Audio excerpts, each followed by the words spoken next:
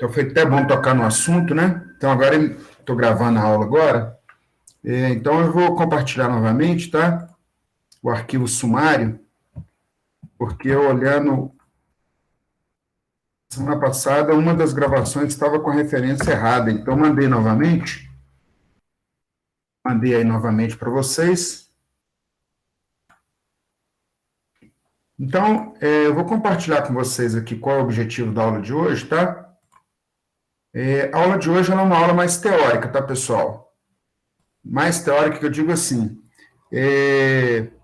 Eu trabalhei com vocês, né, nessa etapa inicial do curso, uma visão mais de ver algumas aplicações, né, de ver algum escopo mais prático, né, usando aquela parte da representação, o uso, né, da FFT, o uso do gráfico de espectro, a parte conceitual de entender nessa parte aí de construção de sinais, né, só que aí o que acontece, né, hoje eu vou, embora seja o capítulo, tem uma parte lá do capítulo 1 do livro do Lattes, tá? Que inclusive está sendo cobrado na lista de vocês e que nós não vimos ainda, tá? Então eu vou dar uma passada, né, nesses tópicos. Aí o João Marcelo, boa noite aí. Eu vou passar nesses tópicos, tá? Para que vocês tenham condições lá de trabalhar em cima da lista, tá? O que acontece, pessoal? Quando eu fui fazer essa disciplina, né, na graduação, eu não tive, e um dificultador, na verdade, que o meu professor ele colocou para a gente na época, é que, como as coisas estão ficando muito digitalizadas agora, né, se você procurar um livro de conversão AD, tem vários, né? Se você procurar teoria de controle, tem bastante. Se você procurar por exemplo, o livro do Ogata, lá para a parte de sistemas discretos, mas realmente o processamento de sinais em si, ele na verdade, com a indústria 4.0, né, com a tendência dos sistemas ficarem mais digitalizados, vamos pensar assim, existem alguns livros, mas ainda são poucas referências, tá? Então, você pega, por exemplo, o livro do Lattes, né, que fala sobre sinais e sistemas. Ele dá uma geral na parte mais básica, mas ainda a gente ainda carece de ter boas referências com a parte mais avançada. Então, por exemplo, o próprio Anderson me perguntou, eu fiz um sistema lá para a parte de áudio, né, para fazer o processamento de áudio. Então, ele me fez uma pergunta que, por exemplo, quando você está trabalhando com aquele gráfico de espectro, né, ele trabalha com frequências unitárias, né? 1, 2, 3, 4, 5, né? Aquela ferramenta, ela vai te dar algumas informações. Mas aí ele me fez a pergunta assim, e para eu saber, né, na verdade, essas frequências intermediárias, né? Então, quer dizer que a FFT já não atende, tá? Mas, em cima do gráfico, se eu tiver o gráfico da FFT, seja com 10 posições ou com 100, se eu tiver essas 100 posições e quiser reconstruir um sinal, pessoal, fazer a reconstrução desse sinal, com o gráfico da FFT eu consigo, tá? Então, por exemplo, se eu tiver um gráfico de espectro, né? Na verdade, é um vício de linguagem falar o gráfico da FFT, tá? Na verdade, seria um gráfico, né? Que ele me dá as amplitudes para cada frequência. Então, por exemplo, um gráfico FFT de tamanho 100, se essa escala for unitária, quer dizer que esse gráfico de tamanho 100, né? Aliás, vou colocar 200, tá, pessoal? Vamos imaginar que seja o tamanho 200 e que cada posição ali tem uma frequência unitária, um K unitário. Então, quer dizer que a primeira posição é 0, 1, 2, 3. Como eu estou falando que está de 0 a 200, pessoal, de 0 a 200, né? Aí, levando em consideração as frequências, né, a teoria de Nyquist, então quer dizer que até a metade desse vetor, teoricamente, eu estou guardando a frequência de 0 a 99, tá? Então, o que isso implica na prática? Que em cada posição dessa, eu estou dizendo assim, ó, essa frequência tal, amplitude, a frequência, por exemplo, a frequência X, que está na posição X, aquela frequência vai aparecer no sinal com amplitude Y. Então, dado que eu tenho a frequência e tenho amplitude, né, eu consigo, então, por exemplo, se eu estou trabalhando com o sistema elétrico, eu sei que a tensão ela acompanha tem um comportamento senoidal. Né? Quando a gente fala sino, cosseno, né, é uma representação periódica, né, e aí eu consigo usar a função seno e cosseno.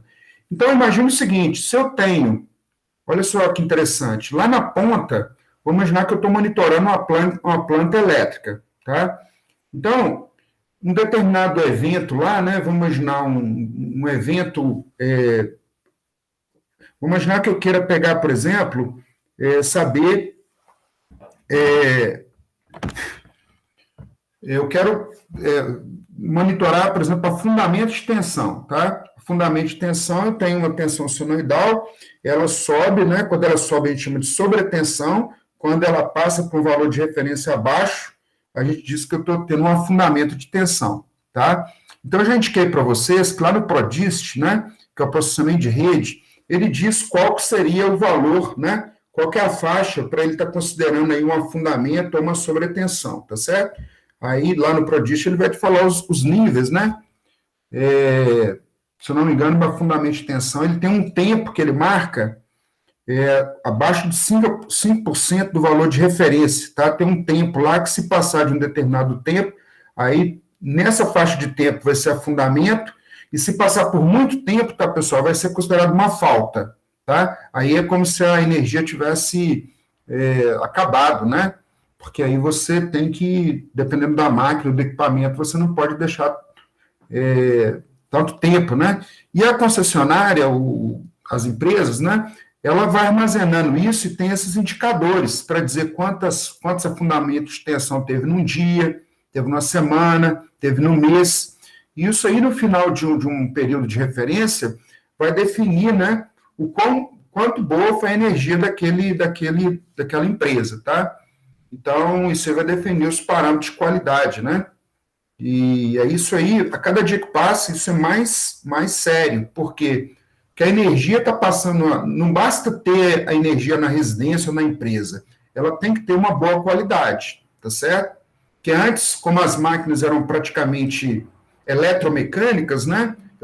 Passei de uma máquina no ambiente mecânico, depois eletromecânico, elas eram equipamentos mais robustos, né? Hoje não, a tendência é você ter mais sistema digital, e aí uma pequena variação pequena nesse sinal elétrico, no que está chegando na indústria, pode causar uma instabilidade, pode causar um problema, tá certo? Então, mas voltando lá aquele negócio que eu tinha falado, é que se eu tiver um vetor de 200 posições, né, imaginando que cada posição dessa está representando uma frequência, né, unitária, então 0, 1, 2, 3, e aí ele me diz qual é a amplitude. Como a gente conhece a função do seno, né, a gente consegue reconstruir o sinal, consegue fazer a reconstrução desse sinal, tá? Só que, obviamente, pessoal, você tem um sinal que é analógico, né, você fez uma conversão dele, né, fez um processamento, aí quando você for reconstruir esse sinal, tá? Esse sinal reconstruído, ele nunca vai ser perfeitamente igual ao sinal original, tá certo? Por causa dessas questões aí de resolução, de aproximação, né? Porque o sinal analógico, você discretizou, pegou apenas alguns pontos, né? Depois você montou lá o gráfico FFT desse sinal, usou a FFT para montar esse gráfico de espectro. Para algumas aplicações, aquilo ali vai atender. Dependendo do tipo de aplicação, não vai atender, tá certo? Então, se vocês pegarem o livro lá do processamento de sinais, né, do Oppenheim, do processamento discreto, até o capítulo 8, 9, né, 10, eu lembro que eu estava fazendo essa disciplina, foi uma disciplina na época, assim, que eu me dediquei bastante, porque é minha área de trabalho, minha área de pesquisa. A gente utilizava 3 livros, né? Pegava o livro do Oppenheim, estudava nele, pegava o livro do Latte, dava uma estudada nele, né? Tinha hora que o Oppenheim estava muito difícil, que era uma matemática muito pesada. Eu falei, não, deixa eu dar uma descansada. Ia lá no Latte, tá? E, de um modo geral, né? A tendência é que tem coisas aí do mundo real que esses livros não vão conseguir atender, tá? nós vamos conseguir atender. Aí, por exemplo, no caso do Anderson, eu estou com uma aplicação que é processamento de áudio, né? Como o áudio não é muito a minha praia, então, foi o que eu falei para ele, aí você vai cair vai ter que dar uma pesquisada para ver qual tipo de ferramenta te atende, né, para ver isso que você está precisando. De modo resumido, é assim, lá na ponta, se você usar uma frequência de amostragem muito alta, imagina que um espectro para voz tem um 4K kHz, por exemplo. Né? Eu lembrava desse número, mas agora fugiu da minha cabeça, tá? Mas imagina que a frequência lá é 4K. Então, vamos colocar aí um 8K, por exemplo. Para atender a frequência de night, seria 2 vezes esse valor, seria pelo menos 20 mil amostras por segundo. 20 mil amostras por segundo, pessoal, dependendo da janela de medição, vai gerar uma quantidade de pontos muito alta, muito grande. Então, você trafegar esses 20 mil pontos, né, lá do cliente, lá da ponta, para um servidor, para o data center, onde estão as informações lá do sistema, pode ser que fique proibitivo, tá? Então, o que você pode fazer? Você pode pegar esses 20 mil pontos, gerar um vetor menor, né, que seria o vetor FFT, trafegar esse vetor de um lado para o outro, tá? E aí, nesse outro ponto, você reconstrói o sinal. Você faz a reconstrução do seu sinal, tá certo? Mas aí tem que ver o tipo da aplicação, né? E aí, para falar a verdade, por exemplo, né, ele vai ter que dar uma pesquisada sobre áudio, né? E em pessoas que trabalham com áudio, para saber como fazer esse processamento, tá certo? De um modo geral, um software on the loop, o que é um software on the loop? É um software, é tipo Arduino. Você pluga o Arduino lá no computador, e aí você está trabalhando com o Arduino ali do lado, mandando o programa do seu PC para dentro do Arduino, ele está processando e você está vendo o resultado. Então, quer dizer que isso é uma característica, o hardware está acoplado ali no Arduino, ele faz o processamento e te mostra o resultado, tá? Então, de repente, não seja proibitivo, né? Por exemplo, dependendo do hardware, você coloca uma frequência de amostragem alta, e aí ele gera aquela quantidade de pontos e manda para dentro do seu notebook. Aí você pega a informação que você precisa, tá? Mas no meu caso, por exemplo, o tipo de aplicação que eu tenho, que são os medidores, né? O que acontece? Ele vai gerar uma quantidade de pontos lá num ponto da rede elétrica, só que ele vai gerar um vetor muito grande. Não tem como eu pegar esse vetor inteiro, né, e trafegar isso de um lado para o outro pela rede. Dependendo da frequência de amostragem, eu consigo. Mas dependendo do tamanho, da necessidade, porque eu preciso amostrar, processar e tomar decisão em cima depois desse processamento, né? E se eu for mandar isso tudo para a rede de um lado para o outro, então pode ser que eu não consiga fazer isso, tá? Então, o que eu vou passar aqui para vocês, espero que vocês não... Porque assim, né? O que acontece, pessoal? Igual, por exemplo, aquele negócio, convolução, integral de convolução, tá? Integral de convolução é um negócio que a gente vai ouvir, tá? E aí, na hora que você chega em processamento de sinais, vira e mexe, a gente, né, lá na parte de filtro, na parte de mais para frente, a gente vai ficar vendo, né? Mas aquilo para você entender aquilo, a teoria, né? A teoria, você leu ali, dá uma estudada, beleza, mas depois passa um tempo a gente esquece, né? Esquece.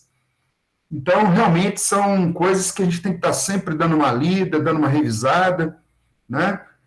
Aí vem a teoria de controle 1, depois vem a teoria de controle 2, depois vem a teoria de controle 3, e condensar isso tudo não é fácil, tá, pessoal? Não é fácil. A gente costuma dizer o seguinte, a gente passa lá na grade da automação, né? Vê lá as disciplinas e tal, mas realmente você realmente ter um entendimento pleno, né? É quando você começa a aplicar, né? E aí, pessoal, cada um aí vai enveredar para uma área, né? Seja por questão de oportunidade, de escolha, né? Seja fazendo aí, encaminhando para uma pós, né? Ou para o mercado de trabalho mesmo.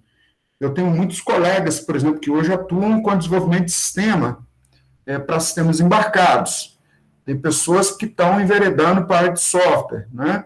Tem outros que estão trabalhando na parte essa parte de energias renováveis. Então, cada um aí vai ter uma escolha, tá certo? Cada um vai ter uma escolha. Então, o que eu vou explicar para vocês aqui agora, deixa eu compartilhar aqui a tela, né? Hoje é como eu falei, uma aula mais... Então, eu vou compartilhar aqui com vocês, tá? O LAT, ele tem aí um início, né? Uma sessão aí do MATLAB com foco em sinais, tá? Depois eu vou explicar o conceito de energia e potência, tá? De um sinal, tá? Isso aqui na hora de analisar sistemas, né? Vira e mexe, vocês vão ouvir falar disso aí. Sinal de energia e sinal de potência, tá certo? E depois, pessoal, tem uma classificação aqui de sistemas, né? O Paulo Monteiro, ele explica lá para vocês o conceito de sistema estável, né? Sistema estável. Então, a gente, de certa forma, precisa acumular bem isso lá, tá? O Alan, ele fala, por exemplo, sobre sistema linear, né? Quando eu fiz a graduação, eu fiz um medidor de energia, e aí eu lembro, né? O meu sistema, ele conseguia... Ele era limitado a sistemas lineares, tá? Cargas lineares. As cargas lineares, pessoal, são cargas... Se você for trabalhar aí com uma carga resistiva, sobre essa carga resistiva, vai aparecer um sinal senoidal perfeito, tá? Na hora que você aplicar um sinal de tensão, o sinal de tensão e de corrente, ele vai ser perfeito, tá? Agora, na hora que você coloca cargas não lineares, tá? Esse sinal ele começa a distorcer, né? Começa a aparecer aí o famoso harmônico, né? O sinal fica todo maluco, tá? Então, no caso do meu medidor, eu ficava doido para o pessoal não perguntar se ele atendia cargas não lineares, tá? Então, enquanto eu apresentei o TCC aí na graduação, beleza, perfeito, tá? Sem problema algum, né? Tá na graduação, tal, mas quando eu comecei a apresentar isso aí num escopo mais avançado, né? A primeira coisa que a pessoa perguntava era isso. Aí eu já comecei a falar isso no início da apresentação. Por enquanto, né, o meu medidor, ele é um medidor conceitual, um protótipo, então eu estou testando ele com cargas lineares, tá? Então, cargas lineares, pessoal, vocês estudaram lá no análise de circuito, sistemas lineares, né, são aqueles que obedecem o princípio da superposição, tem uma série de coisas lá que vocês foram aprendendo, né? Então, o capítulo 1, ele fala de alguns conceitos, e quando a gente chegar nesses conceitos, que eu lembrar que já foi apresentado lá vocês já viram, eu vou pular, a menos que vocês falem, não, professor, eu estou com dúvida nisso aí, tá? E aí eu vou focar na parte mais que interessa para a gente, tá? Mas de modo resumido, se vocês quiserem dar não, eu quero entender isso aí realmente, tá? A sessão B é uma sessão tranquila, a sessão energia e potência, eu acredito que vai ser novidade, e aí o capítulo 1 aí, na hora que vocês terminarem o capítulo 1, eu espero que vocês não é que não tenha dúvida, né? Que vocês tenham referência sobre os conceitos de classificação para sistemas e para sinais, tá? O capítulo 2, pessoal, do livro do Latte, ele vai dar uma boa abordagem sobre alguns conceitos, né, que vocês viram aí, mas uma bagagem mais matemática, tá? Vai falar sobre a integral de convolução, né? Que é um conceito, assim como tem os outros tipos aí de... E aí vai ser uma oportunidade para a gente dar uma discutida sobre isso, tá? Então, 7h26 agora, a gente sempre acha que... Então, basicamente, o que nós vamos ver aqui agora é o livro do Latte, tá? Então, todo semestre, quando eu vou dar esse assunto, eu tenho que pegar esses livros e dar uma relembrada, dar uma estudada, tá? Então, né, vários assuntos aí Então, olha lá. Eu vou abordar aqui o livro do Latte com vocês, tá? E aí, vocês fiquem atentos aí, porque ele já vai estar... Então, olha lá, continuar lendo, né? Hoje eu estava lá no capítulo... Então, para essa parte aqui, esse livro do Latte, ele é melhor, tá? Então, eu vou pegar aqui o capítulo B, tá? E vou dar uma passada e parar nos pontos que interessam para a gente aqui. Deixa eu fechar aqui de novo, tá? Bom, deixa eu ver se eu estou seguindo o script de modo correto. Então, é isso, tá? seção B aqui do livro, né, com foco em MATLAB e sinais, tá? Então, é interessante, né, dar essa passada, porque muitas vezes a gente fala assim, MATLAB eu já sei o beabá, então é suficiente, tá? Não sei se vocês são assim, mas... E aí a gente acaba perdendo um monte de oportunidade, né? Porque o MATLAB, ele tem um mundo, e muitas vezes esse beabá aí, se a gente aprofundar e investir mais tempo nele, aí ele vai ajudar melhor, tá? Ajudar a gente... bom, não é B.1, não. B.1 eu já passei com vocês. Só um minutinho, tá, pessoal, que eu vou chegar no ponto que me interessa, porque esse B.1 aí eu já passei com vocês. Falei sobre a exponencial complexa e tal, fiz aquela revisão, falamos sobre os gráficos, né? Mas eu voltei demais aí ele não ficou no ponto que eu precisava. E a qualquer momento também vocês podem me parar aí, tá?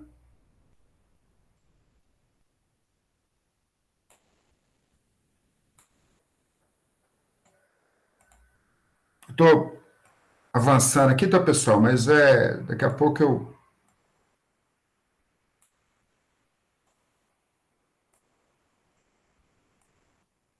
Só para chegar no ponto aqui, que é...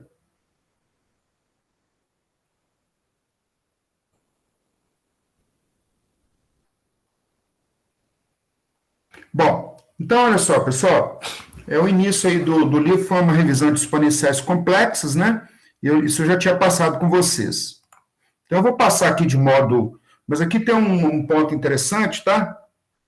Ele vai falar sobre as operações elementares do MATLAB, mas com uma abordagem para o que a gente precisa para sinais e sistemas, tá? Bom, então tá aí, ele vai falar aqui sobre um pouco, né? Falar aí sobre o MATLAB e tal, aquela parte introdutória básica, né? Que sempre os livros têm. Depois ele vai usar, né? Colocar aqui algumas funções úteis para a gente em sinais, tá? Algumas são mais básicas. Então ele está colocando aqui, ó, representação aqui de um número complexo, né? Z igual a menos 3 menos J4. Se você clicar o Z, ele vai falar o valor, menos 3 menos 4i, né? A função real te dá a parte real do número, retorna o 3. O imag aqui retorna a parte imaginária, tá certo? Bom, se você quiser saber o valor absoluto, né? O valor absoluto é a parte imaginária elevada ao quadrado, mas a parte real elevado ao quadrado e raiz quadrada disso tudo. Nós temos uma função própria para isso aí, que é absoluto, né? O ABS, tá? Então, é isso que ele está explicando. Se você pegar a parte real e levar ao quadrado, parte imaginária ao quadrado, o SQRT desse valor, né? Vai dar o 5. Ou eu utilizo a função ABS.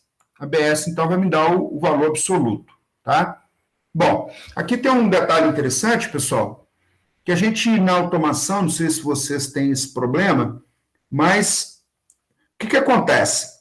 Quando a gente fala em sinais, a fase do sinal traz muita informação relativa àquele sinal. Não é só o valor absoluto, tá? Então, quando a gente fala de 127 volts RMS na rede elétrica, a pessoa já visualiza isso de cara. Mas quando fala que a fase é 10 graus, 20, 30 graus, quando fala em fator de potência, o pessoal consegue lembrar alguma coisa, tá? Mas quando fala em sinais, que você não pode analisar só amplitude, você tem que analisar a fase, tá certo? Então, nos gráficos de espectro, quando joga amplitude, todo mundo, opa, amplitude está ok. Mas na hora que joga a fase, as fases em função do ângulo, aliás, em função lá qual é a fase, né, do sinal, aí a pessoa já tem um pouco mais de dificuldade de analisar aquilo. Um exemplo é o gráfico de Bode, tá? O gráfico de Bode, o João Carlos, né, os professores explicam lá para a gente, tal, a gente faz de conta que está entendendo tudo, mas aquilo ali, você tem que pegar e estudar mesmo, né, para aquele conceito como é que é, esqueci os nomes, né, margem de ganho, margem de fase, né, Na hora que você pega para dar uma estudada, você começa a entender um pouquinho aquilo ali, tá? Mas, de um modo geral, a função angle vai te trazer a fase, né? Ou atraso ou adiantamento do sinal, com relação à referência zero, instante zero, né? E aí ele vai te dar esse valor em radianos. Se você quiser passar para graus, multiplica por 180 e divide por π, tá? Então aqui ele está dizendo que o atraso aqui é de a fase é de menos 126 graus, tá certo? Esse exemplo. Bom, o arco tangente lá, né? Você divide a parte imaginária e a parte real. Seria uma maneira aí de fazer esses cálculos, tá certo? Bom, aí, pessoal, um detalhe interessante, né? Ele está mostrando aqui as funções de log.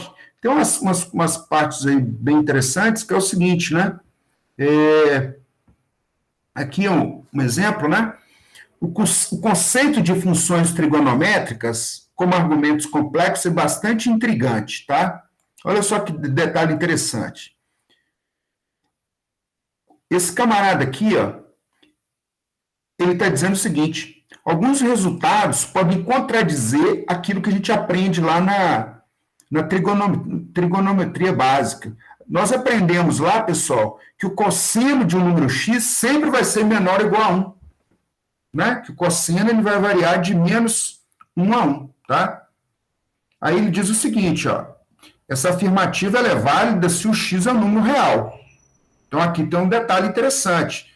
Nós, então, estamos entrando no mundo agora, enquanto alunos lá do primeiro período, segundo, terceiro e quarto, o pessoal não vai questionar muito isso aqui, não. Cosseno de x é menor ou igual a 1. Mas, se esse x aqui não é um número real, pessoal, aí a gente já começa a ter um problema. Tá? Então, o que ele está dizendo, ó, o cosseno de j, o j é raiz de menos 1. Se você fizer esse cosseno aí no MATLAB, vai dar um número que é um número maior que 1. Tá? Então, eu vou até rodar isso aqui, mas sem para parar muito.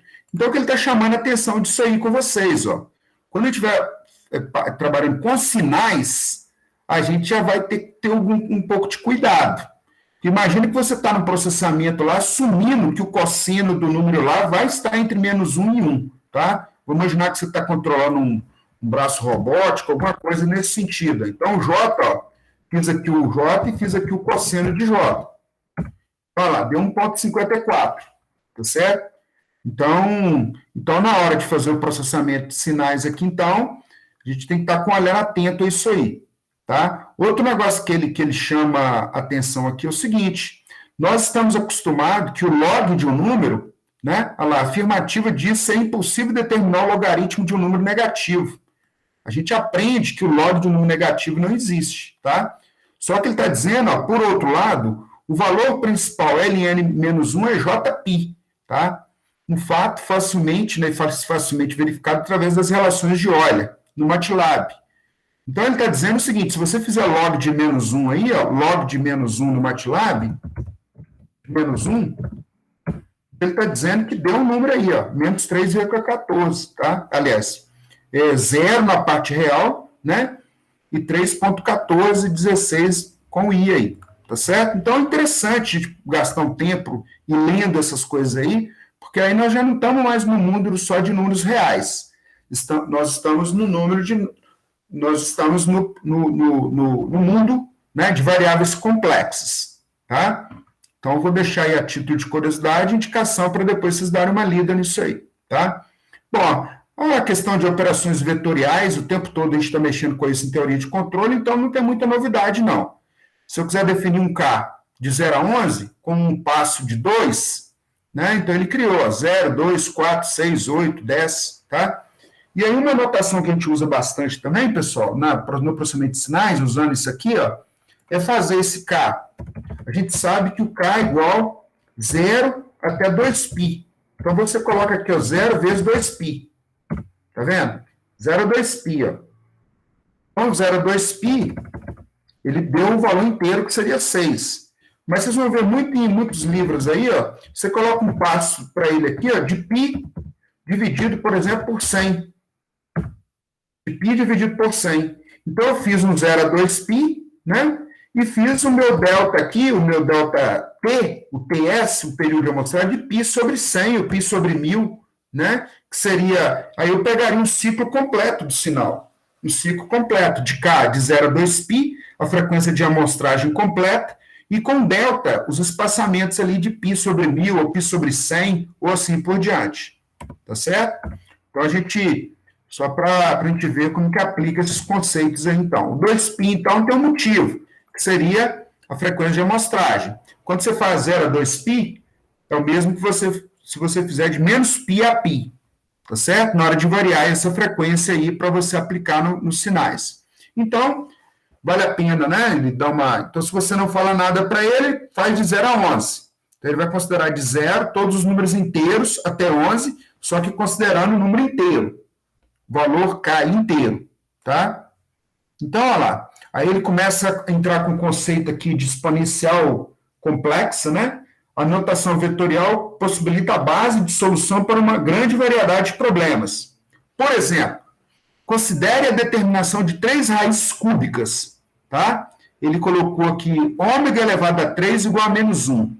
Aí, pessoal, lá da notação lá de Euler, a gente sabe que esse menos 1 aqui, na verdade, é um E elevado a J π mais 2πk, tá? Seria o 2nπ com n ímpar, tá? Só que ele colocou de um jeito diferente. Ele colocou que é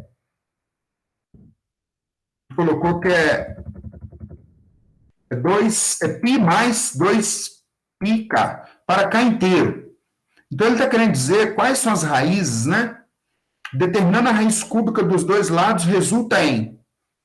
Aí ele fez tirou uma raiz cúbica, isso aqui representou esse E elevado a J, π sobre 3 mais 2πk dividido por 3. Então, quando vocês olharem isso aí agora, vocês não vão se assustar mais. Opa, tem alguma coisa aqui de notação complexa nisso aqui, exponencial complexa, tá?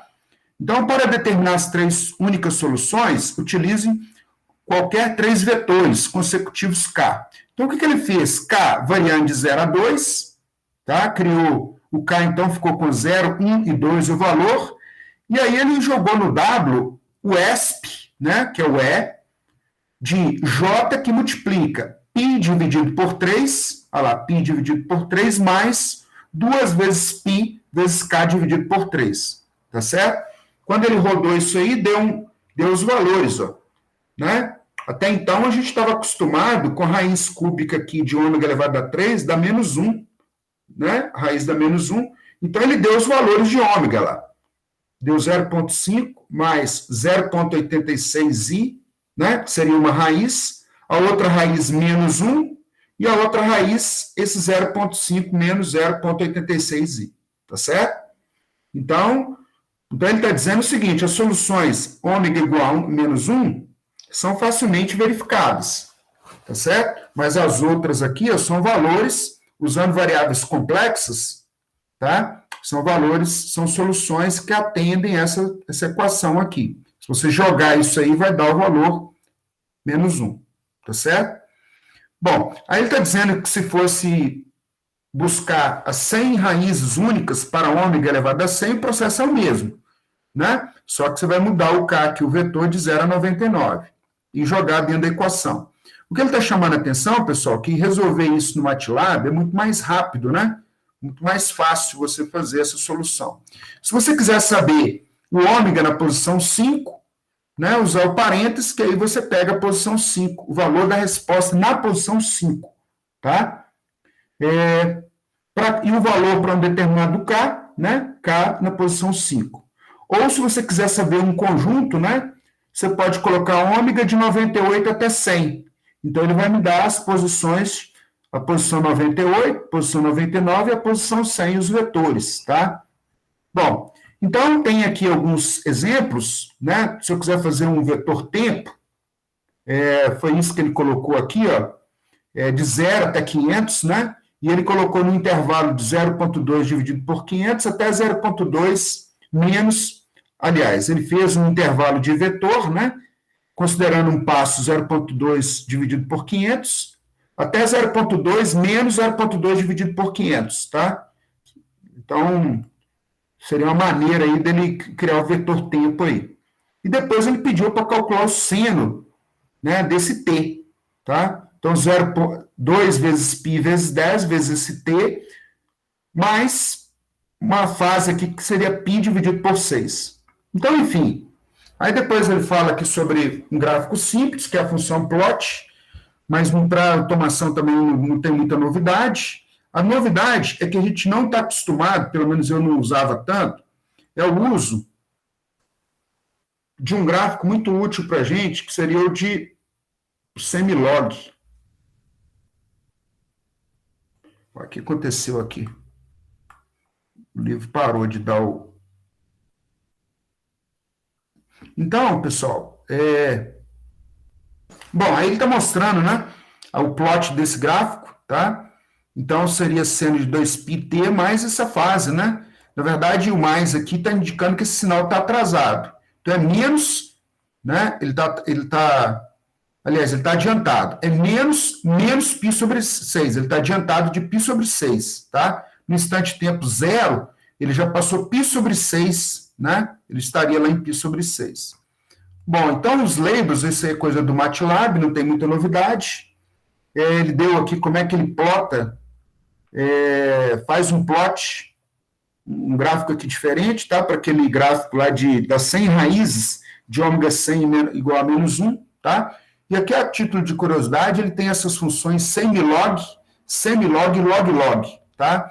Essas funções, elas te permitem fazer a mesma coisa que o plot, só que usando um eixo em escala de log, tá certo? Isso aí é útil para, dependendo do tipo de sinal, na hora que tiver com filtro ou qualquer coisa, é útil para que a gente use esses gráficos, tá certo? Esse tipo de gráfico. Bom, então, operação elemento por elemento, você não tem muita novidade, tá? Toda vez que você quiser fazer uma multiplicação aí, com a função f, ponto a ponto para a função g, você tem que usar o ponto multiplica, ponto asterisco, tá? É uma multiplicação ponto a ponto. Se você coloca estrela, ele vai entender que é uma multiplicação vetorial. Então, pessoal, as operações básicas com matriz, né? Então, se você coloca R igual a 1, 0, 0, ele vai criar um vetor linha, tá? E tem algumas outras coisas interessantes, né? Ele criou A aqui, ó, 2, 3, 4, 5, 0, criou a matriz A, tá? Depois ele fez C igual a R', né? O R' aqui é um vetor, o R é um vetor, ele pegou a matriz transposta de R. Então, ele atribuiu isso aqui para o C. O C ficou, então, com um vetor coluna, tá? Se eu quiser gerar um B igual, aí eu abri um colchete, coloquei C, espaço A. O que ele fez, na verdade? Essa nova matriz B, a primeira coluna ficou sendo os elementos do C, né? E as outras duas ficaram sendo as colunas do A, tá? Então, se vocês souberem isso aí, já tiver prática com isso aí, ótimo, tá? Então, uma outra coisa que é título de curiosidade, né? Se eu quiser saber B na posição 1,2, ele vai me dar o elemento da linha 1, coluna 2, tá certo? Mas aqui é uma coisa interessante que ele coloca, são os subscripts, né? Quando eu coloco B de 1 a 2 e 2 a 3, ele vai me dar os subconjuntos desses intervalos aí, né? O B da coluna 1 até 2, vírgula, aliás, B da linha 1 até 2, coluna 2 e 3, tá certo? Então, na hora que estiver trabalhando com processamento de sinais, principalmente com matrizes grandes, isso aí é bem útil. Bom, outro esquema interessante, esse B2, vírgula, ponto, 2 pontos, ele está dizendo que a coluna 2, todas as colunas da linha 2, tá? Então, a resposta aqui seria todos os elementos da linha 2, todas as colunas. Então, ele vai me dar 0, 4 e 5. E só para a gente fechar essa parte aqui, pessoal, ele está dizendo como é que seria interessante resolver uma equação, essa equação aqui, ó, usando, né, regra de Cramer com MATLAB. Então, x1 menos 2x2 mais 3x3 igual a 1. Então, essas três linhas aqui, né, eu posso montar um sistema de equação, onde o A é o coeficiente dos x, né, o x aqui é o x1, x2 e x3, e o y é 1, π e e, tá? E ele diz o seguinte, a regra de Cramer pode ser utilizada para resolver ax igual a y, né? É mais conveniente resolver esse sistema pré-multiplicando os dois lados pela inversa. Então, ele multiplicou aqui os dois lados aqui pela inversa, sobrou x. Então, quer dizer que se eu multiplicar a inversa de A, né, chegar e multiplicar na matriz y, então ele está dizendo que a determinação de x no papel ou na calculadora seria bem trabalhosa, né? Mas a gente pode usar isso aí utilizando aí o MATLAB. Ele fez o A igual, montou a matriz A aqui, tá certo? 1, menos 2 e 3, primeira linha, ponto e vírgula. Segunda linha, ponto e vírgula, terceira linha. E y igual, montou, carregou as matrizes. Depois ele fez x igual, I de A, inversa de A, que multiplica y. Então, ele me deu a solução aqui das equações. Menos 1, né? Menos 1,9, menos 3,8 e menos 1,5. Então, finalizou aí esse capítulo, tá? Então, finalizou aí esse capítulo. Tem aliás, tem uma função aqui bem útil para a gente. Quando eu faço essa função ONS, né? Essa função ONS, se você fizer aqui um vetor aqui, T que multiplica 1 até 11, ele vai criar um vetor de 11 posições, de 1 até 11, e todos preenchidos com 1. Tá? Todas as posições vão ser preenchidas com 1. Tá certo? Essa função ones aí, e zeros, né? Se for esse ones aqui, preenche com 1, e se for zero, né, ele preenche com 0. Tá certo? Bom, depois tem aí uma função resíduo para expansão em frações parciais, que aí eu vou deixar para vocês darem uma lida aí com calma depois, tá? Então, de modo resumido, aqueles cálculos que a gente fazia de cálculo de resíduo, lá na teoria de controle 1, tem a função resíduo, né? E aí aqui ele está dizendo que resíduo do numerador 1 que seria a posição x elevado a 5, a constante aqui é π, todas as outras posições ele colocou 0, vírgula, o denominador é 1 no x elevado a 4, menos raiz de 8 no x elevado a 3, 0 no x elevado a 2, raiz de 32 no x, faltou um menos 4 aqui, tá, pessoal? Se você usar essa função, ele vai calcular os resíduos para as potências aqui dos polos, né, para os polos, e aí você consegue montar aí facilmente aí a sua função f de x aí. Vou deixar para vocês darem uma lida aí, tá? Então, esse capítulo 1 aí, vencendo, né, esse capítulo 1, se vocês tiverem alguma dúvida aí, perguntas, tá, pessoal? Mas no mais é pegar aí depois e dar uma lida, né? E dar uma relembrada nisso aí, tá? Bom, professor, sim. Esse resíduo são os coeficientes que a gente calcula em frações parciais? São aqueles. Você lembra? Tá. Paulo Monteiro, você lembra que tinha um negócio que dava um trabalho danado? Aham. Aí ele fez aquilo lá com vocês, tá, Maria Emília? Aí ele fazia aquele cálculo lá, né? Na verdade, no final das contas, você queria montar a função no domínio do tempo para você fazer a inversa de Laplace, você lembra? Que depois tinha um E elevado, você fazia os cálculos, né? Deixa eu voltar aqui. Porque eu pulei rápido aqui, tá? Na verdade, você tinha na modelagem do seu sistema lá na teoria de controle, não sei se você vai lembrar, você caía numa equação em S. Caía lá esse f de x, lá era tipo um f de S.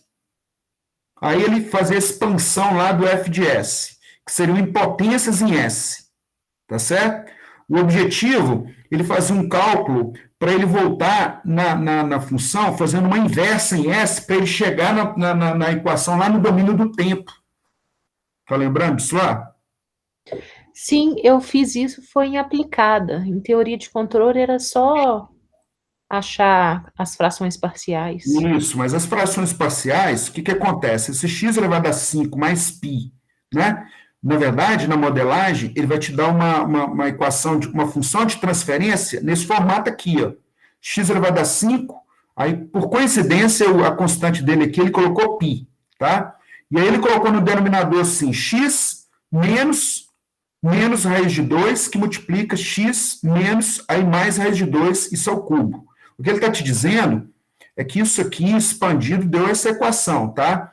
O que ele quer, ele falou assim, eu quero pegar essa função, esse f de x, e expandir isso em frações parciais, porque frações parciais é um método, tá?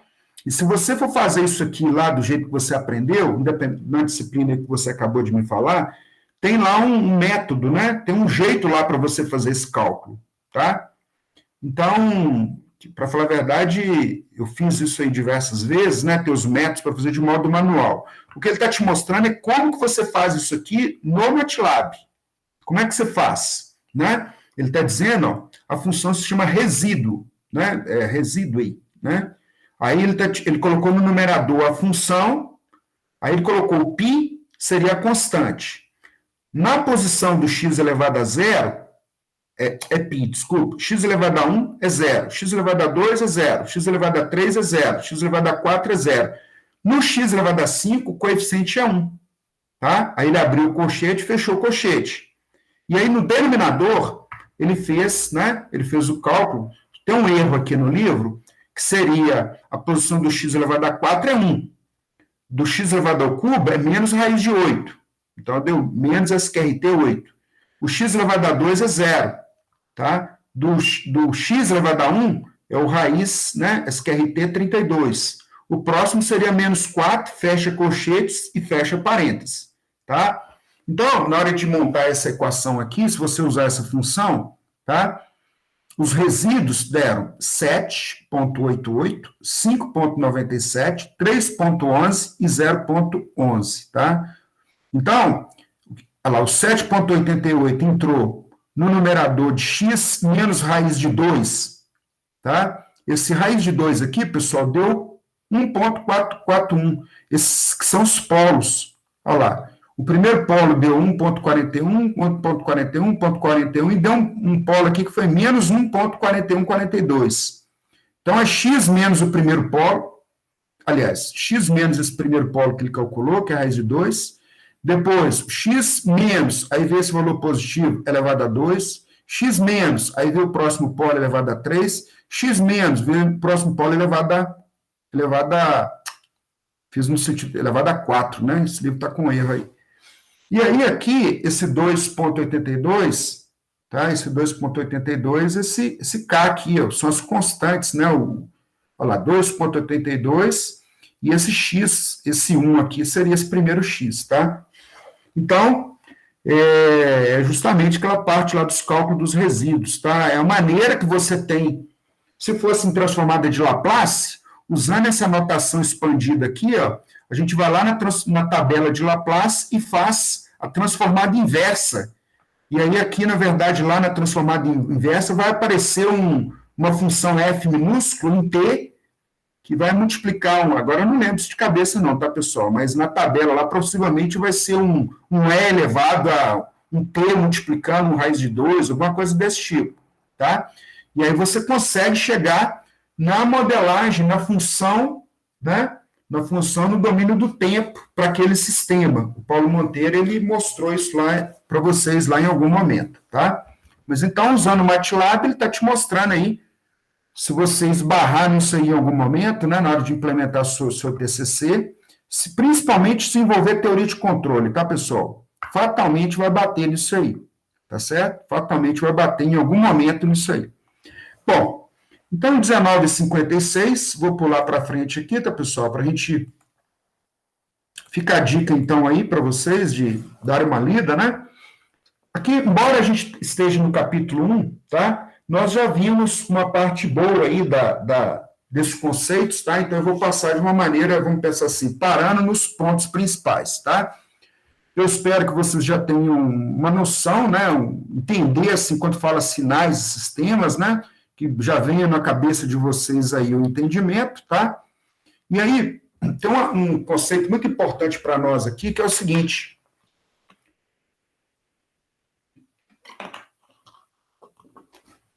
O ser humano, pessoal, o ser humano, né? Nós temos algumas medidas que são úteis, tá? Que nós nos acostumamos com elas desde a nossa infância. Uma dessas medidas é o peso. O peso, tá? O peso. Outra medida interessante para a gente é a altura, né? A altura é outro. Então, vamos pensar assim, se fosse possível medir o tamanho, né? Nós não podemos medir o tamanho de uma pessoa só considerando apenas a altura, né? Desculpa, a altura sim, só a altura é uma dimensão, né? Mas nós temos também se a gente falasse assim, eu quero considerar a forma de uma pessoa, né? Ele está colocando, o tamanho de qualquer entidade é um número que indica a largura ou o comprimento daquela entidade. Então, genericamente falando, eu gostaria de ter um número que me indicasse a amplitude, né? Como que um sinal, um determinado sinal, varia com o tempo. A grosso modo é assim, eu gostaria de ter um número e esse número ele representasse para mim a energia de um sinal, tá? A energia de um determinado sinal. Bom, aí ele está colocando o seguinte, para eu considerar, né, como um sinal, como um sinal, né, que existe no intervalo de tempo, por amplitude, varia, tá? Então eu gostaria de ter um número. Como que eu indico, né, o tamanho ou a força daquele sinal? Tá certo? Como é que eu indico isso? Então, olha lá, tal medida deve considerar não apenas a amplitude do sinal, mas também a sua duração. Por exemplo, se quisermos utilizar um único número V como medida do tamanho do ser humano, imagine que eu estou dizendo assim, eu tenho um número que eu chamei de V, e esse V vai ser a medida do tamanho do ser humano. Devemos considerar não somente seu peso, mas também sua altura. Né? Se fizermos uma consideração que a forma da pessoa é um cilindro, cuja variável é o raio, né? Então uma possível medida do tamanho de uma pessoa, de altura H, é o volume da pessoa. Tá? Então, fazendo uma analogia com o ser humano, pessoal, é assim, eu gostaria de ter um número que eu pudesse comparar, né? Fazer comparações entre pessoas. Bom, uma forma poderia ser, por exemplo, considerar a sua altura da pessoa, né? Outra forma seria considerar seu peso. Aí ele falou assim, não, a gente poderia ter um número V, então, misturando essas duas grandezas. E aí esse V, então, seria a consideração do volume da pessoa, tá? Mas trazendo para o mundo de sinais, pessoal, de sinais, né? Eu tenho um determinado sinal, por exemplo, de áudio, tá certo? De áudio.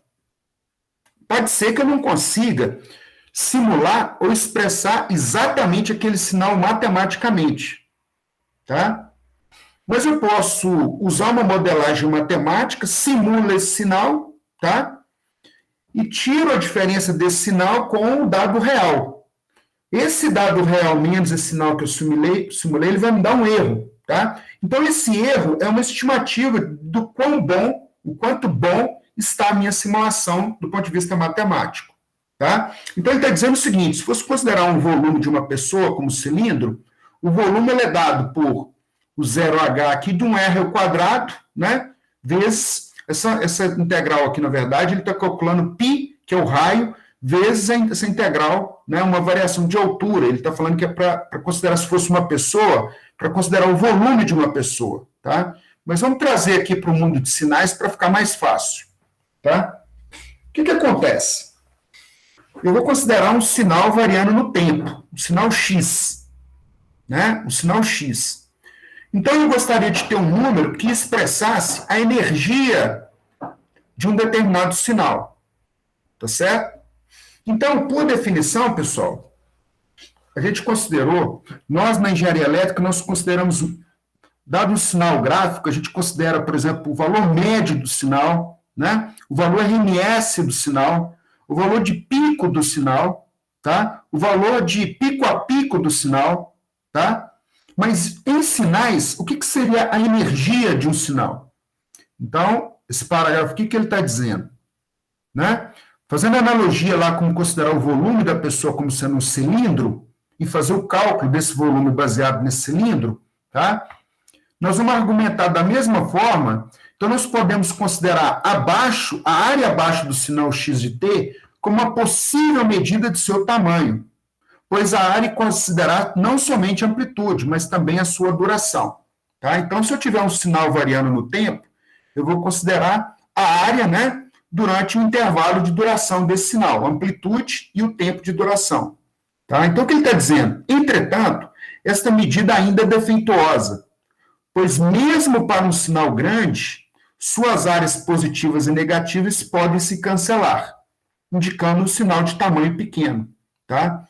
Essa dificuldade pode ser corrigida pela definição do tamanho do sinal, né? Como uma área abaixo, eu vou elevar o x ao quadrado, ao qual sempre será positiva. Podemos chamar essa medida de energia do sinal, definida por... Bom, então, pessoal, por definição, a energia de um sinal é dada por uma integral de menos infinito até infinito. Eu vou pegar esse sinal e levar ele ao quadrado, tá? dt. Quando eu faço isso aqui, eu criei um número. Tá? O objetivo dele é estabelecer um parâmetro, um número que eu pudesse relacionar com uma energia de um determinado sinal. Tá? Bom, aí ele está dizendo o seguinte, por definição, essa definição pode ser generalizada se o x de t for um número complexo. Tá? Então, para evitar o número complexo, né, com parte real negativa, que pode se anular, eu vou pegar o módulo do número complexo. Tá? Sempre eu vou pegar o módulo. O módulo, então, desse sinal, variando de menos infinito a infinito, dt. Tá certo? Bom, aí ele está dizendo o seguinte, também existem outras possíveis medidas do tamanho do sinal, tal como uma área sobre, se eu não quiser levar ao quadrado, mas considerar só o módulo de x de t. Né? A medida de energia, entretanto, é mais fácil de ser trabalhada matematicamente com mais sentido. Tá? Então, o que ele está dizendo, pessoal? Nós vamos ver alguns exemplos aqui, tá? Pela definição, tá? Só que aqui tem uma integral. Essa integral, ela varia de menos infinito a infinito, tá certo? Se for possível calcular essa integral, se houver convergência da integral nesse formato, e aí eu chegar no valor numérico, então quer dizer que eu consegui encontrar um número que representa a energia desse sinal, tá? Mas nós vamos ver, pessoal, que nem sempre isso é possível, tá? Quando o x de t aqui, você não conseguir, não houver convergência dessa integral, nós temos que arrumar uma outra maneira de calcular um número, né, que a gente consiga trabalhar com esse sinal. Aí a gente vem com o conceito de potência do sinal. Então, o que ele está dizendo é isso aqui, ó. A energia do sinal deve ser finita para que seja uma medida significativa do tamanho do sinal. A energia tem que ser finita. Uma condição necessária para que a energia seja finita é que a amplitude do sinal tenda a zero quando t tende a infinito. Caso contrário, a integral não irá convergir. Tá? Bom, o que ele está dizendo é que eu tenho dois sinais aí. Ó. Dois sinais. Esse sinal da letra B, pessoal, vamos imaginar que esse sinal seja um sinal de tensão ou corrente. Só que esse sinal, ele está aí, se ele for de tensão, né? Eu não estou conseguindo identificar um padrão nesse sinal. Mas o que eu posso afirmar para vocês, que quando t tende a infinito, né? Esse sinal ele não está atendendo com amplitude zero. Nem para a direita e nem para a esquerda. Então, se eu for dado um sinal, se eu for calcular a energia desse sinal, eu não vou ter uma solução para aquela integral. Então, eu não vou conseguir encontrar esse número. Em contrapartida, a letra A eu vou conseguir. Porque quando t tende a infinito, o sinal tende a zero, e quando t tende a menos infinito, o sinal está tendendo a zero. De modo resumido, é um sinal... Como é que você vai olhar se o sinal é de potência ou de energia? Batendo o olho nele aqui, você vai ver que tem uma área delimitada, tá vendo? No de baixo, não tem como você fazer uma somatória de áreas, porque esse sinal ele fica oscilando para baixo e para cima. Então, essa área aí vai tender a infinito, tá certo? Vai tender a infinito. Então, ele está dizendo, exemplo de sinais. Um sinal com energia finita, né? E nesse de baixo, a energia do sinal ela é infinita. Então, a medição, mensurar através de energia, não é possível para esse sinal B. Em contrapartida, a gente usa, então, o artifício de medir a potência do sinal. A potência do sinal, tá? Então, por definição, a potência é dada por, tá? Então, o que ele está dizendo é o seguinte, o segundo parágrafo aqui, tá, pessoal? Quando a amplitude do sinal não tende a zero, quando t tende a infinito, a energia do sinal ela é infinita, tá? Ela é infinita. Uma medida mais significativa do tamanho do sinal, neste caso, é a energia média, se ela existir. Essa medida é chamada de potência do sinal. Para um sinal x de t, definimos sua potência P de x por. Então, o limite, quando t tende a infinito, 1 sobre t, de menos t sobre 2 a t sobre 2, x ao quadrado t dt. Tá? Para nós, pessoal, da engenharia elétrica, os sinais, no geral, são periódicos. Quando o sinal é periódico, você pega um período desse sinal, faz aquele cálculo, tá? E aí, nós fizemos lá, podemos generalizar, né, uma definição, se esse sinal for complexo, calculando o módulo de x de t elevado a 2, sendo adotado. Isso é a potência do sinal, tá certo? Então, um dia eu estudei essa teoria aí falei, cara, beleza, eu entendi esse negócio aí, né? Mas vamos tocar o barco, tá certo? Vamos tocar o barco. Aí falei, acho que estranho aí, é só uma teoria, não vamos entender isso aí para nada, aquela confusão toda. Aí um dia eu estou conversando com um colega meu, Mozart, do meu laboratório lá da UFMG, né?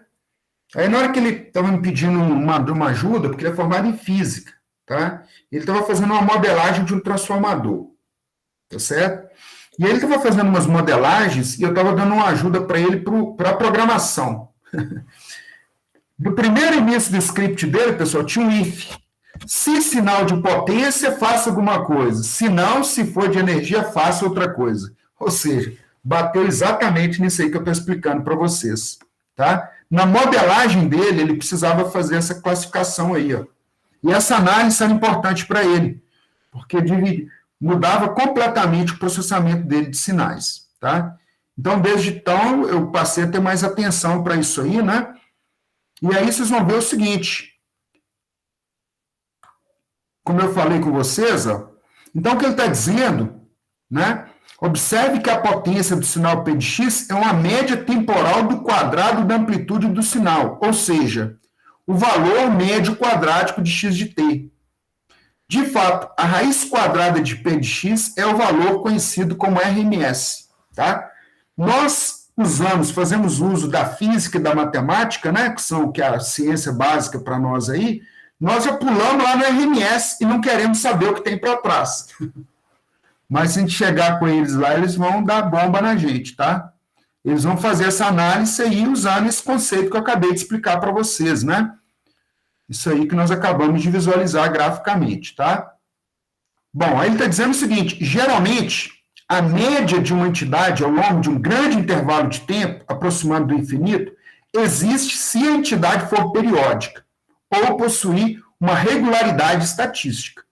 Se tal condição não for satisfeita, a média não existirá. Por exemplo, o sinal rampa x de t igual a t aumenta indefinidamente quando t tende a infinito. A rampa, né, pessoal? Ela sempre é igual você modelar um sistema sempre com o pé baixo no acelerador. O carro está aumentando a aceleração, então é sempre um valor crescente. Isso é o sinal x de t igual a t, é o sinal rampa. Então, o módulo de t, né, quando t tende a infinito, esse x de t está sempre aumentando. Então, ele está dizendo que não é possível você calcular, não vai existir nem a potência e nem a energia para esse sinal. Tá certo? Então, x de t igual a t, eu não consigo calcular nem a potência e nem a energia do sinal. Tá certo? Entretanto, a função degrau unitário, né, a qual é periódica, não é periódica, ela não é nem periódica e nem possui regularidade estatística, possui uma potência finita. Só que esses casos aí do T, degrau unitário e rampa, pessoal, são casos particulares de sinais. No geral, nós vamos estar trabalhando com sinais periódicos, tá? Quando x de t é periódica, aí, isso aqui é uma propriedade, tá? Se x de t é periódica, o módulo de x de t ao quadrado também é periódico. Portanto, a potência de x de t pode ser calculada, né, com aquela equação que eu passei para vocês. Bom, então, essa parte aqui de potência do sinal, né, esse parágrafo todo aqui, pessoal, ele vai se resumir nesse conceito que eu falei para vocês do erro. Quando vocês têm uma relação, imagina essa fórmula aqui, ó, erro de t é o x de t menos um g de t, tá? Esse erro aqui também, eu tenho um sinal x de t e o g é um ruído. É um ruído, tá? Então, o ruído, ele está dizendo assim, o quanto que eu estou degradando esse sinal. Quanto que eu estou degradando, né? Então, ele está dizendo aqui, né? Eu vou colocar aqui direto no exemplo, tá? Por exemplo, se aproximarmos um x de t por outro sinal g de t, o erro de aproximação é dado por, ele fez uma aproximação, tá? A energia ou potência de E de t é um indicador conveniente de quão bom foi essa aproximação, né? Então, ele está indicando para você o quanto próximo do sinal. Ele nos fornece uma medida quantitativa para determinar quão perto está a aproximação, né? Então, olha lá, em sistemas de comunicação, durante a transmissão em um canal, sinais de mensagem são corrompidos por sinais indesejados, por ruídos, né? Você transmite um sinal de um ponto a outro. Vai entrar ali interferências, né, naquele sinal, e esse sinal ele vai ser corrompido. Vai ter um pouco de ruído nele. A qualidade do sinal recebido é avaliado através dos tamanhos relativos do sinal desejado e do sinal indesejado. Tá? Essa relação, pessoal, a gente chama de relação sinal-ruído. Nesse caso, a razão entre a potência do sinal, né, e a potência do ruído é um bom indicador da relação do sinal-ruído, do sinal recebido. Tá? Esse número chama SNR. Tá?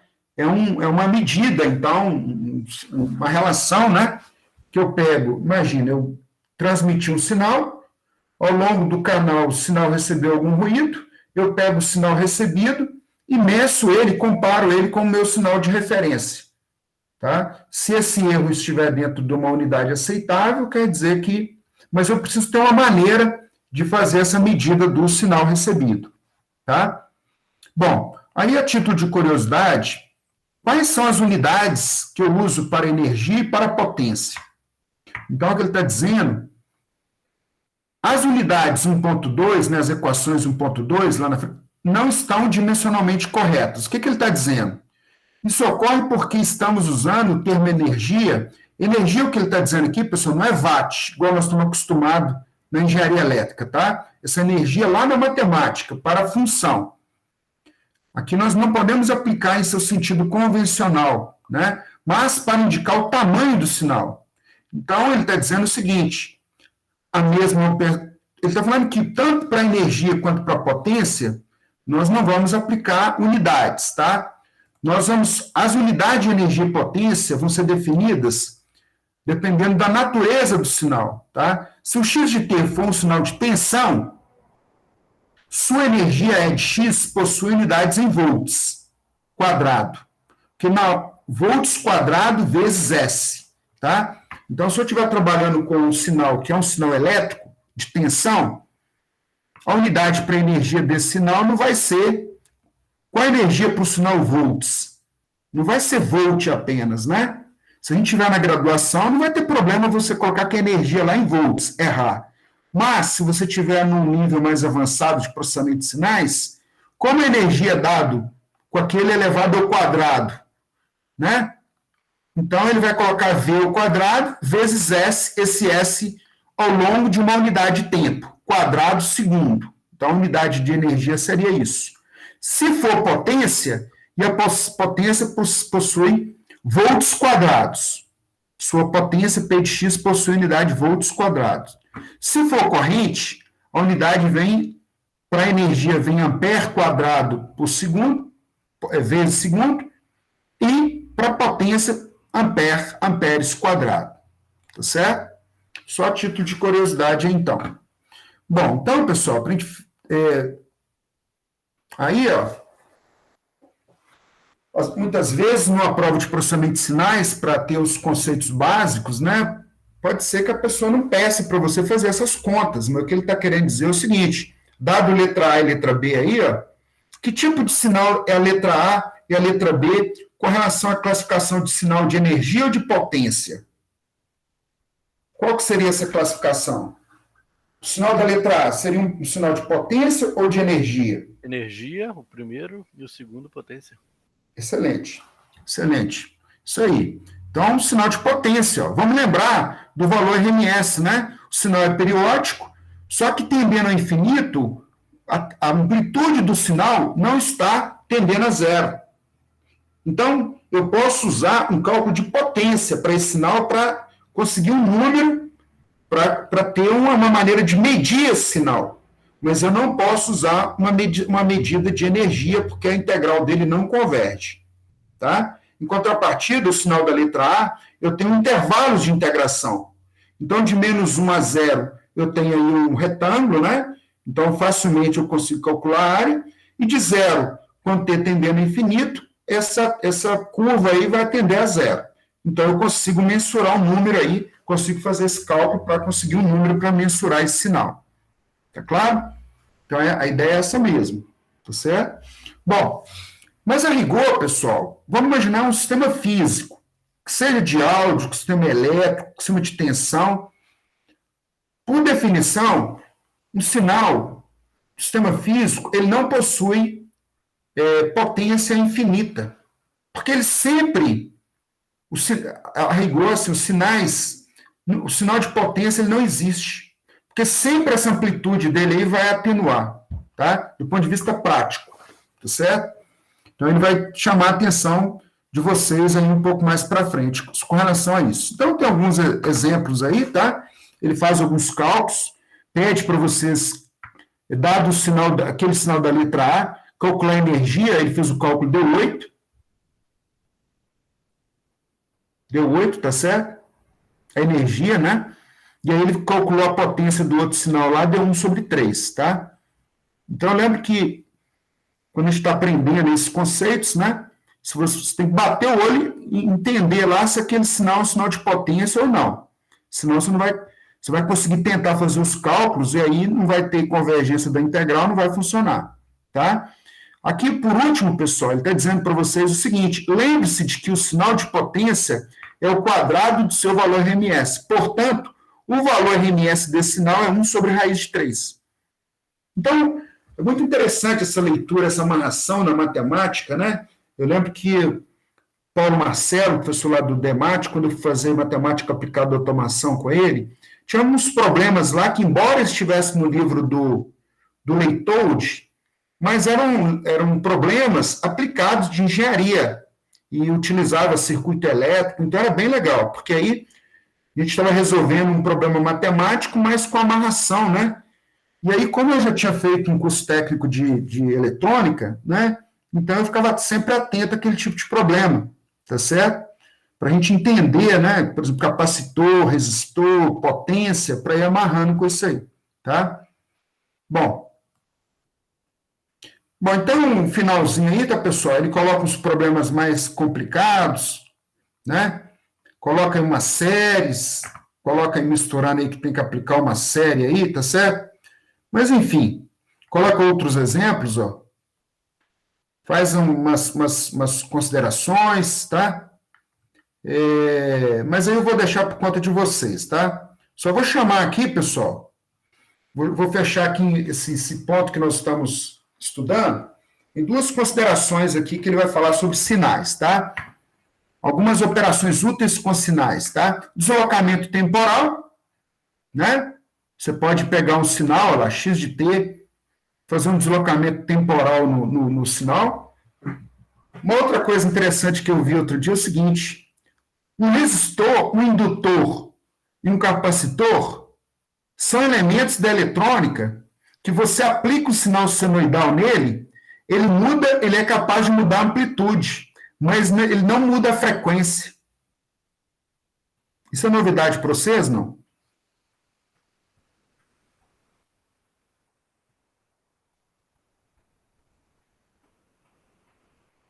Não, essa aí eu já tinha observado, já me passaram essa. Ah, bacana, bacana. Então, tá vendo? Olha só que coisa interessante. No início, essas maldadezinhas, né?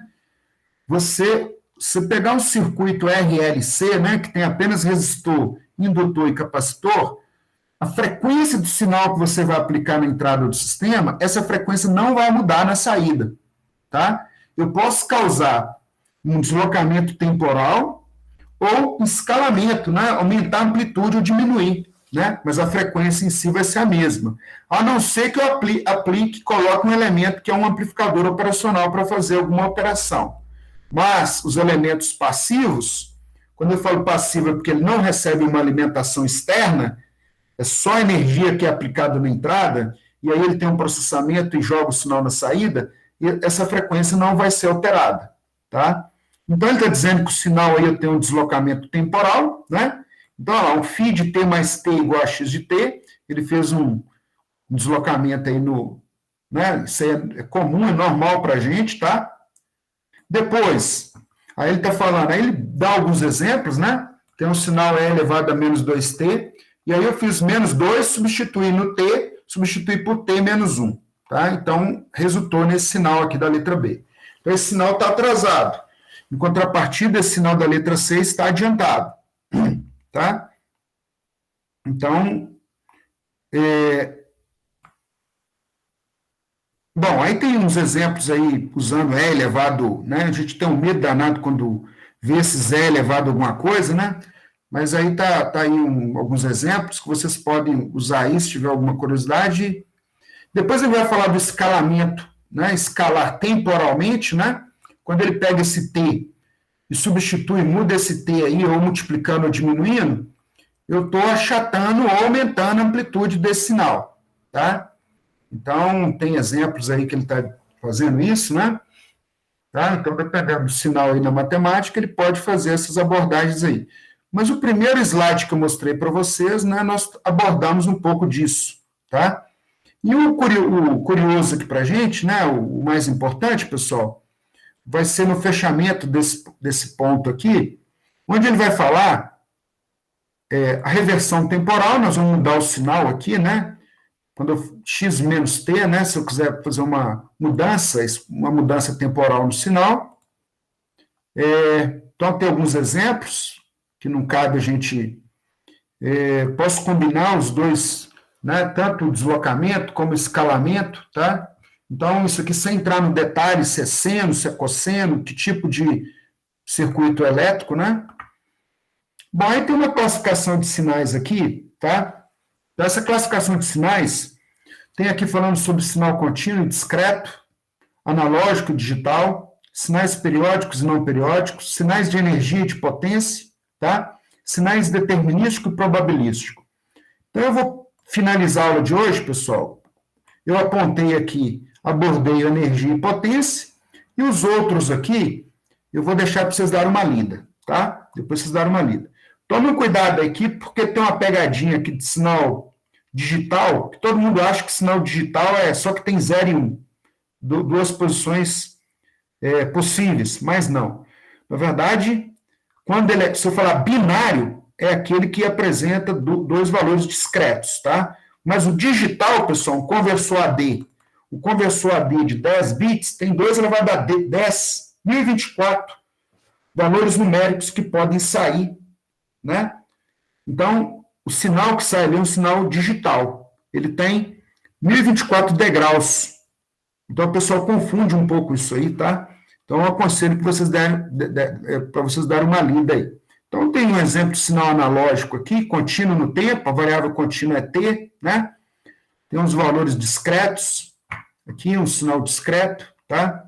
Então, eu vou passar logo lá para o... Então, ele vai chamar a atenção aí dessa confusão que todo mundo, maioria, sinais analógicos versus sinais digitais, tá?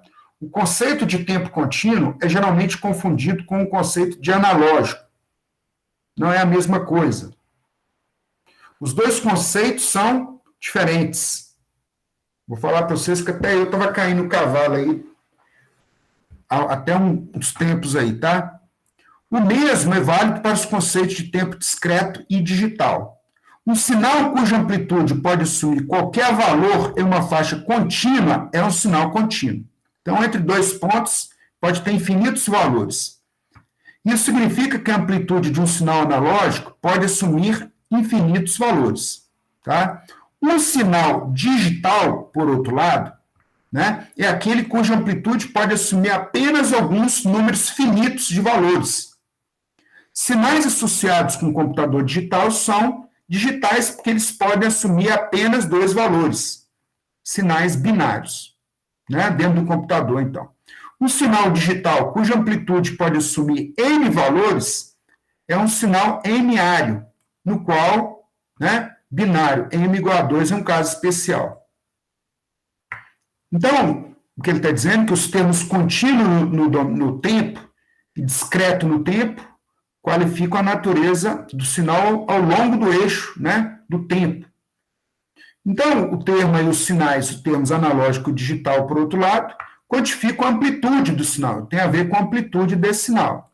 Tá? O sinal analógico eu posso ter um conjunto infinito, né, que seria analógico, e o digital eu tenho degraus aí. Bom, então, pessoal, sinais periódicos e não periódicos eu já abordei, tá? Esse sinal aqui, ó, ele joga a pessoa no buraco, tá? Porque na hora que a pessoa passa o olho nele aqui, classifica o primeiro como analógico contínuo, classifica o segundo como contínuo e digital, tá certo? Só que o 3 e o 4 aqui, ó, o 3, a classificação dele é um sinal discreto no tempo, tá? Mas pelo fato dele estar sempre crescente, no sentido de que ele pode continuar crescendo aqui, tá? Ele é um sinal, né, que ele é classificado aqui como discreto no tempo, mas o sinal, ele não é contínuo, ele não tem infinitos valores, tá? Mas ele é um sinal analógico e discreto no tempo, tá?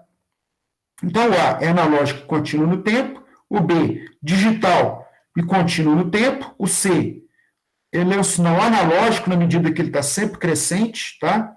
E discreto no tempo, e o D é um sinal digital e discreto no tempo. Tá certo? Bom, aí vem o conceito de sinal periódico, que nós já vimos. Isso aí, logo no início do curso eu passei para vocês. Sinais de energia e potência, né? Então, aqui vem um conceito importante. Um sinal com energia finita é um sinal de energia. E um sinal com potência não nula finita é um sinal de potência, tá? Então, ele está dizendo isso aqui. Comentário aqui, tá, pessoal? Ele vai dizer para vocês que, do ponto de vista prático, todos os sinais práticos possuem energia finita e, portanto, são sinais de energia. Tá? Um sinal de potência deve necessariamente ter duração infinita. Caso contrário, sua potência, a qual é sua energia média em um intervalo de tempo infinitamente grande, não atingirá um limite, né? É impossível você gerar um sinal que tenha potência infinita, tá? Então, claramente é impossível gerar um sinal puramente de potência na prática, pois tal sinal teria duração infinita e uma energia infinita. Bom, e além disso, devido à repetição periódica, sinais periódicos nos quais a área x² em um período é finita são sinais de potência. Entretanto, nem todos os sinais de potência são periódicos, tá? Então, vou deixar para vocês darem uma lida aí. 8h30 agora. E aí ele finaliza o seguinte, com sinais determinísticos e sinais aleatórios. Tá? Por definição, um sinal cuja descrição física é completamente conhecida, seja na forma matemática ou na forma gráfica, é um sinal determinístico. Sinal determinístico. Um sinal cujos valores não podem ser preditos precisamente, mas são conhecidos apenas em termos de uma descrição probabilística, tal como o valor médio ou o valor médio quadrático, são os sinais aleatórios. Neste livro, trabalharemos exclusivamente com sinais determinísticos. Os sinais aleatórios estão fora do escopo desse livro. Tá? Então, vai apresentar aqui alguns exemplos de funções de sinais, né? Degrau unitário. Função degrau unitária, U de t igual a 1 para t maior ou igual a 0. e 0 para T menor que 0. Tá? Então, teoria de controle, então, U de T é a função degrau unitário, né? De tanto o Paulo, o Joca, o Joca, se eu não me engano, está para o doutorado, afastado, mas tem outro professor substituindo. Então, eles vão falar tanto de U de T lá que a gente acostuma. Na teoria de controle, U vai fazer uma confusão danada. Era U, era delta, era uma confusão, né? Mas depois a gente vai acostumando. O U é o degrau unitário, tá, pessoal? Então, é esse sinalzinho aqui, ó, tá? Mas a gente começa, pessoal, a aplicar esses conceitos aplicados a... Quando você pega o degrau, aqui, esse sinal é o degrau U de T multiplicado por E elevado a T, tá? Então, olha lá, U de T seria só o da letra A, e o degrau é só esse da letra B, tá? Então, esse finalzinho aqui, ele vai mostrar, representar os sinais em função do sinal degrau unitário, tá? Então, vale a pena a leitura aí. A função impulso unitário é a função que é o delta de Dirac, né? A função impulso unitário é uma das mais importantes funções do estudo de sinais e sistemas. Esta função foi uma função definida por PAM Dirac, o delta de T aqui. Né? Para T diferente de zero, a função, qualquer valor fora do instante T, tempo T igual a zero, é zero, né? E no instante tempo igual a 1, tem uma energia, né, de amplitude 1, tá certo? Ou com energia, seria uma energia infinita, né? Então, tá aí a representação retangular, né, através de funções degrau. Ele mostra como faz a aproximação para isso aí virar um degrau, ó, um delta de Dirac. Então, vale a pena isso, a título de curiosidade. Esses sinais aí da letra A, eu consigo fazer a composição desses sinais usando outros sinais elementares, tá? Então, ele vai mostrar como é que se faz isso. Vou deixar para vocês aí a leitura, tá? Então, ele vai demonstrando também em cima da hora, então não vai dar tempo de a gente ver isso aqui, tá? Mas, enfim. Então, olha lá. Está mostrando aqui um outro sinal, né? Como é que você faz a composição de vários sinais para montar a função degrau unitário para... Olha lá, descreva a figura 1.7a através de uma única expressão válida para todo T, tá? Então, ele foi mostrando como é que faz isso aí, como é que monta esse sinal, tá certo? Vou deixar para depois vocês darem uma lida aí. Bom, acho que aqui, pessoal... não tem maiores, né, coisas importantes. Aqui a única coisa que vai ser para a gente aqui importante é que um trem de pulsos, né, a gente vai usar lá na amostragem, uma função vezes um trem de pulso, na verdade, é uma sequência de função impulso unitário, tá? Isso a gente vai utilizar lá na amostragem, né? Isso representa uma amostra do próprio sinal. O valor, né, do próprio sinal. Então, ele finaliza aí fazendo essa demonstração matemática, tá? Aí entra um pouco na matemática aí da função delta de Dirac, que para a gente, eu vou pular isso aí, né, mas vocês podem dar uma olhada aí se... Ah, tá. A integral do delta de Dirac é a função degrau unitário, tá? Isso aqui é importante para a gente saber também. Se aparecer integral e lá dentro tem o degrau, o impulso, né? Então, esse resultado aqui é igual à função degrau unitário, que é esse U de T aqui, tá certo? Então, esse capítulo aí, ele termina, né? Mostrando a função exponencial complexa, que é um E elevado a ST, mas eu já passei isso aqui para vocês, né? Um S igual a ρ mais J ômega. Isso é ρ mesmo? Essa parte A, essa letra grega é ρ, não é ρ não, né? É sigma. É sigma, né? É sigma minúsculo, né? É S igual a sigma mais J ômega. Isso. Eu acho que eu falei isso errado em algumas aulas para vocês aí, tá, pessoal? É sigma. Essa letra grega aí é sigma. Então, aí depois eu apliquei a regra de Euler, E elevado a ST, fiz a substituição, né? Aí, apliquei na segunda parte aqui, ó, E elevado a sigma T vezes E elevado a J ômega T. Apliquei Euler na segunda parte, quando tem J. E aí, olha só que bacana, pessoal, vocês vão bater o olho nesse negócio agora. Olha como é que o entendimento agora é diferente, ó. Olha lá. Aí ele fez, olha lá, sigma estrela é sigma menos j ômega, é o conjugado. Aí ele fez, aplicou lá. Quando ele aplicou o conjugado, em vez de menos, virou mais, virou menos.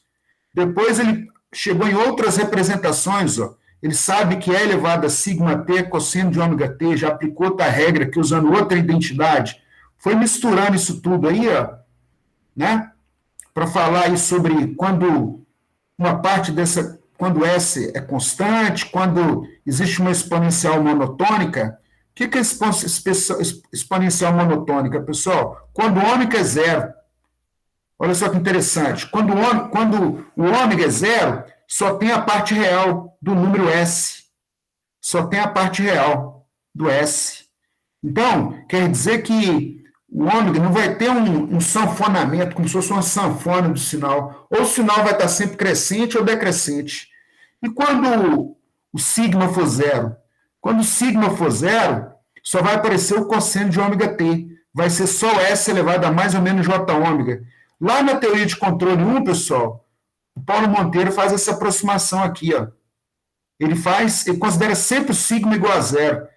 Vocês lembram quando ele está fazendo a aproximação, a substituição em S, ele substitui apenas por J ômega e muda e varia esse ômega? Tá? Então, olha lá, porque aqui ele simplifica. Agora, quando eu tenho uma senoide variando exponencialmente, como você tem as duas partes, esse E elevado aqui, o S igual a sigma mais ou menos J ômega, é o comportamento que você tem nesses gráficos aí, ó. Tá? Quando você põe sigma igual a ômega igual a zero, o sinal é puramente contínuo. É quando aparece o nível DC no sinal de tensão. É a mesma coisa. Só vai aparecer uma amplitude constante. Tá? Por outro lado, se o sigma for zero, maior que zero, o sigma é maior que zero e o ômega é zero. Seria uma exponencial sempre crescente. Se o sigma for menor que zero, é uma exponencial que está tendendo a zero. Isso com sigma igual a zero, tá, pessoal? Se você colocar o sigma igual a zero, né, e mudar o ômega, vai ser sempre um sinal de amplitude constante, e aí, na medida que você vai mudar o ômega, vai achatar ou fazer um sanfonamento com esse sinal, tá? E o quadrante, a letra C aqui, pessoal, ele colocou, se o sigma for menor que zero, mas tiver um ômega diferente de zero, né, esse sigma aí vai fazer um envelope. O sigma é esse sinal pretinho aqui achatando. Ele está determinando a frequência do sinal. O sigma não, desculpa, o ômega. O ômega está determinando essa frequência de oscilação desse sinal. E o sigma menor que zero está representando a velocidade, o quão rápido esse sinal vai ser achatado. E o sigma maior que zero vai definir uma dinâmica do sinal sempre crescente. Batendo o olho agora, vocês estão conseguindo ter uma percepção melhor do que nós vimos até agora? Tranquilo, professor, beleza. Tranquilo? Então, pessoal, fechando essa unidade aí, tá? Ele vai explicar um pouco disso aí, tá? Usando a notação de função. E aí eu vou parar por aqui, par, ímpar, esse negócio que nós já vimos, tá? E aí, se vocês derem uma lida depois aí, eu recomendo, pessoal, fortemente. Tá? Na próxima aula a gente vai voltar aqui em sistemas, mas tem conceitos aqui que vocês já viram, tá? Sistema linear invariante no tempo, tá? Só vou abordar aqui o conceito de sistema causal e não causal que tem no livro, que tem na lista e vou ter que explicar para filtros. E o capítulo 2, pessoal, embora seja uma matemática um pouquinho mais, vamos pensar assim, que você tem que ter um pouquinho mais de atenção, ela vai explicar, por exemplo,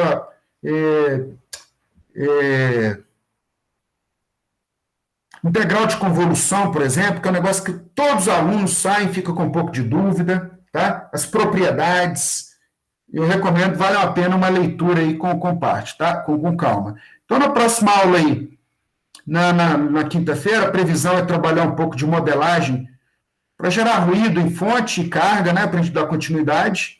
E aí, na próxima aula teórica, a gente vai terminar isso aqui. E semana que vem, a minha expectativa é fechar a parte de as ferramentas de Fourier. tanto para Fourier no domínio de tempo contínuo, domínio de tempo discreto, transformada de Fourier, tá? Nos próximos encontros, beleza? Então, pessoal, vou encerrar por hoje. Alguém quiser tirar alguma dúvida, eu sei que vocês têm aula aí na sequência, mas quem quiser tirar alguma dúvida, estou aqui à disposição, tá?